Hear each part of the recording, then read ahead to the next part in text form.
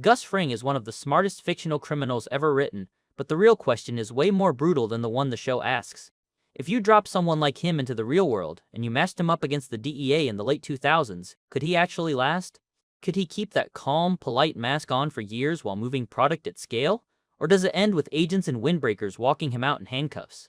Because on paper, he is built for this exact matchup. He is not loud, he is not flashy. He does not act like a kingpin, he acts like a manager who shows up early, checks the numbers, and makes sure the floors are clean. And that is why he is dangerous. So let's run it like a story with levels, where each layer is another place the DEA could grab him, and another place he tries to slip away. Level 1, Distribution Network versus DEA. The foundation of his entire operation is that it does not look like a drug operation. It looks like a boring, normal supply chain, the kind that runs every day across the Southwest without anyone paying attention. It starts with the trucks. The Los Pollos Hermanos delivery vehicles are not sketchy vans with fake plates. They are legitimate commercial trucks, registered, insured, maintained, and driven like they belong on the road, because they do. And then comes the part that separates him from most traffickers. He does not rely on some movie-style hidden compartment that a half-decent inspection might catch. He hides product inside sealed food buckets that look identical to the rest of the shipment. Not only does that blend into the inventory, it also helps disguise any chemical smell. If you are a random inspector opening a truck, and you see a mountain of restaurant supply buckets that match the invoices, match the labels, match the documentation, you are not feeling like you just cracked a major case. You are feeling like you are wasting your own time. Even his internal process is built to reduce risk. The people driving the trucks do not need to know what is in each bucket. The buckets that matter are identified using a method only the top of the operation can recognize, like an invisible marker that only shows up under a specific light.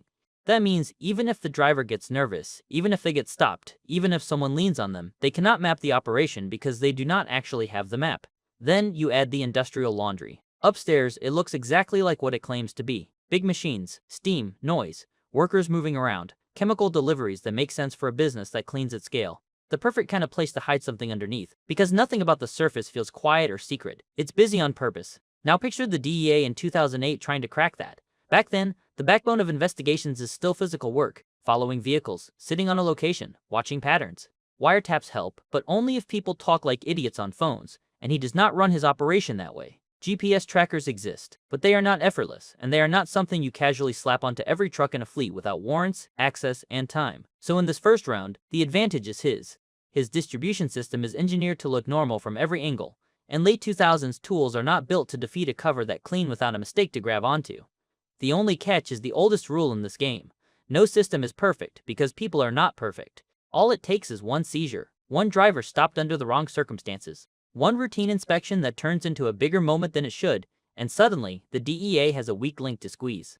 Truckers have always been the easiest pressure point in real cases. And if agents start building a pattern around a warehouse, or they document weird late-night activity around a facility over time, suspicion starts to grow. But strictly for the network design, Level 1 goes to Gustavo. Level 2, Operational Discipline versus DEA Informant Strategy. This is where the story gets mean. Because his discipline is real, he is controlled in a way most criminals are not. He does not blow up in public. He does not get drunk and run his mouth. He does not solve problems emotionally. He solves them quietly, efficiently, and with people who know how to clean up. He keeps distance between himself and the product. Communication is tight, limited, and treated like a liability. When something has to be done, it is done through trusted enforcers, the kind of guys who don't panic and don't leave obvious traces. He also builds his organization so that most employees only know the tiny job in front of them. The driver knows where to drive, not what he's moving. The staff knows the restaurant, not the back end. Managers focus on the legitimate side. The criminal side stays in a separate room. That's textbook protection, and for a while, it works. But this level is where reality starts pushing back, because the DEA does not need to outsmart him in a chess match. They just need one person inside his world to become scared, greedy, angry, or cornered. Informants are not a bonus for them. They are the main weapon. They flip drivers. They flip warehouse workers. They flip accountants. They flip anyone who feels like the fall guy when things go wrong. And there is another issue that grows slowly, like mold in the walls: chemistry. In the real world, certain meth-related chemicals, especially key precursors, are tracked hard. The larger the quantities, the louder the signal. Even if he has a laundry, even if he has legitimate reasons for chemical shipments, there is only so far you can stretch that story before it starts looking strange to regulators, suppliers, auditors, or investigators who specialize in financial and supply chain patterns. He can hide a lot, but he cannot erase the fact that some materials leave footprints, and then there's the human chaos he cannot fully control. High-level cartel figures are unpredictable. Street-level people talk. Even if they do not know the whole structure, they know enough to create overlaps, and overlaps are what the DEA turns into roadmaps. So here's the twist. His discipline is elite, but the DEA's approach is built specifically for organizations like his. Find the weakest link, flip them, and slowly map what no single person is supposed to understand. Over time, that pressure wins more often than it loses. Level 2 goes to the DEA. Level 3, public image versus DEA identification. This is where he becomes almost unfair. On the surface, he is a community success story, a clean business owner, a friendly face, a donor. A guy showing up to support local programs and charities, building relationships with the same system that is supposed to hunt people like him. He makes himself look harmless and, more importantly, consistent. Same routines, same calm behavior, no obvious wealth, no crazy lifestyle, just a businessman who seems to care. That kind of image is armor, because the DEA does not investigate people just because a vibe feels off. They need a reason, a tip, a suspicious pattern, something concrete enough to open the door. But even his armor has a seam. His background is oddly thin. His documentation and history are not clean in the way a real investigator would like. Gaps do not prove crime, but gaps invite questions. And questions are dangerous when the person asking them has access to databases, border records, and cross-checking tools. If someone like Hank notices that there are holes in the story, a real-world investigator can treat that as a thread and pull. Still, without a trigger, he stays invisible. His public identity does its job. In daily life, casual observation, and surface-level scrutiny, he looks untouchable. Level 3 goes to Gustavo, with an asterisk. He wins until the moment someone has a reason to dig. Level 4, financial laundering versus the DEA financial crime side. This is where his empire has to pretend it makes sense. He launders money the same way he runs everything else, with structure and patience. The restaurants are the engine. A chain with multiple locations creates steady cash flow and gives him a way to blend illegal proceeds into normal revenue streams. The laundry adds another high-volume business with constant activity, high utilities, and plausible payroll, which makes big numbers look less suspicious than they would in a small operation. Then you add the corporate umbrella, the international complexity, the layered transactions, the kind of setup where money can move and get buried under legitimate activity. On the outside, it looks like a serious businessman scaling up across the region. But here's the real-world problem. People do not become that wealthy that fast without leaving a story behind. A rapid rise, especially from a person with a thin public history, is the kind of thing financial investigators notice even before they understand why it matters. And in the late 2000s, there are already systems that flag unusual patterns. Banks report large cash deposits. They report structuring patterns too, when people repeatedly keep deposits just under the threshold. Investigators can compare reported sales to supply orders. They can compare fuel usage to delivery volume. They can compare the amount of product a restaurant chain buys with how much revenue it claims it earns. If the books say one thing and the physical reality suggests another, that's when the money stops being camouflage and starts becoming evidence. So on this level, he can absolutely hide for years, but it is not flawless. Financial scrutiny is slow, but it does not get tired. The longer the operation runs, the more chances there are for discrepancies to stack up. This one is a long game. Early on, he looks clean. Over time, the DEA has a real path in. Level 5, Intelligence and Foresight versus DEA. This is his strongest section. Because what makes him terrifying is not just that he plans ahead, it's that he stays calm while doing it.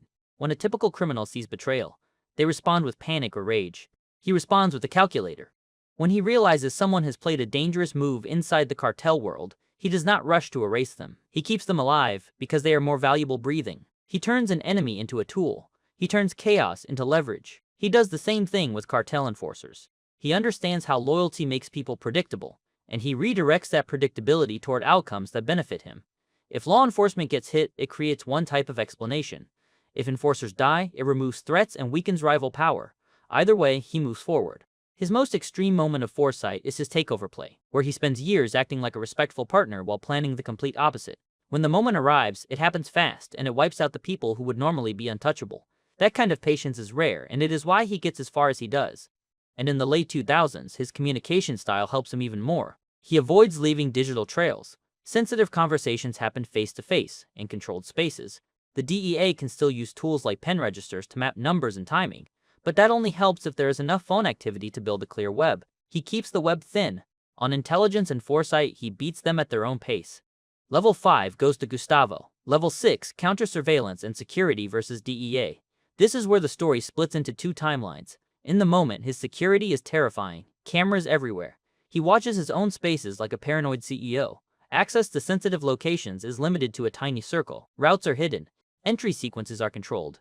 Even when law enforcement shows up with a dog, the operation is built to reduce what they can smell, what they can notice, what they can prove. And internally, he is ruthless about loose ends. If someone becomes a risk, he removes the risk, even if that person is technically on his side. His world runs on control, not loyalty. But real DEA work is not always about kicking doors in and finding the lab today. It is about patience. It is about invisible tracking over weeks and months, phone patterns, financial patterns, utility patterns, travel patterns, watching associates instead of the boss, building a case in slow motion. That kind of investigation is harder for him to spot because it does not announce itself. It does not always look like a tail in a car. It looks like paperwork and data connecting in rooms he cannot see. So in the short term, he looks untouchable. In the long term, sustained federal pressure usually wins because nobody can control every variable forever. Level 6 goes to the DEA over time. And that's the real conclusion. If you look at real-life cartel leaders, a pattern shows up again and again. It is not always the biggest mistake that ends them. Sometimes it is one weak link. Sometimes it is one pattern that repeats too many times. Sometimes it is the slow, boring work of law enforcement refusing to stop pulling threads. He might be smarter than most, maybe smarter than almost all of them. But surviving the full weight of real-world agencies year after year is a different kind of war. The longer it runs, the more the odds turn against him.